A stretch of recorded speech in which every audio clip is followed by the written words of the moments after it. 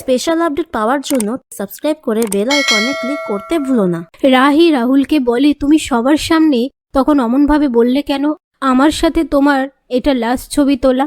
রাহুল বলে, তুমি কি বলছো আমি বুঝতে পারছি না। রাহি বলে, এখন তুমি বুঝতে পারছো না?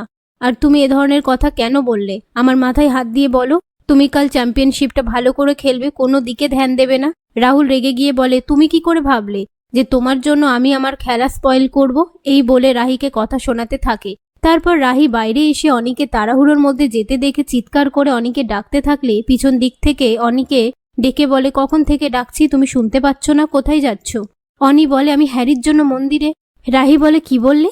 অনি বলে, আমি দাদাই আর তোমার জন্য মন্দিরে পুজো দিতে যাচ্ছি। তখন রাহি বলে, আমিও মন্দিরে পুজো দিতে যাব, কৃষ্ণ কালী মায়ের মন্দিরে। খুবই জাগ্রত মা, তোমার সমস্ত মনস্কামনা পূর্ণ করবে।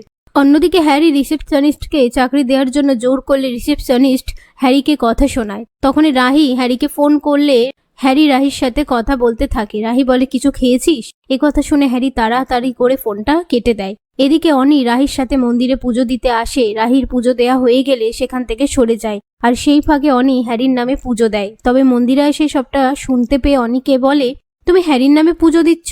অনি বলে, হ্যারি আমাকে বলেছিল পুজো দিতে। পাশ থেকে রাহি বলে, তুমি হ্যারির নামে পুজো দিচ্ছ?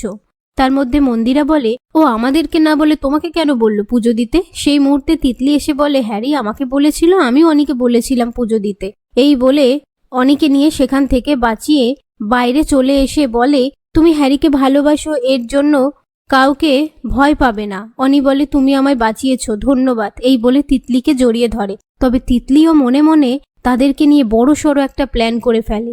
রাত্রিবেলা অনি ও হ্যারির ব্যাপারটা নিয়ে রাহি চিন্তা করতে থাকে। তখনই রাহুল বলে, আমি জানি রাহি তুমি ঘুমোওনি, সকালের ব্যাপারটার জন্য আমি তোমার কাছে ক্ষমা চাইছি। শোনো না, আমরা একটা খেলা খেলবো।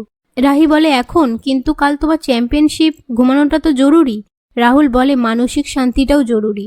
এই বলে রাহিকে গেম খেলার জন্য জোর করতে থাকলে রাহি বলে, আমি পারবো না। রাহুল বলে, এটা বিদেশিদের গেম, বিদেশিরা খেলে, আমরা দুজন দুজনকে চিনি না, তবে আমাদের ফার্স্ট ডেট হবে, একবার খেলে দেখো না, ভালো লাগবে। রাহি বলে, ওরা বিদেশি মানুষ, ওদের মতো করে ওরা খেলে, আমি বাঙালি, এসব গেম খেলার কোনো দরকার নেই।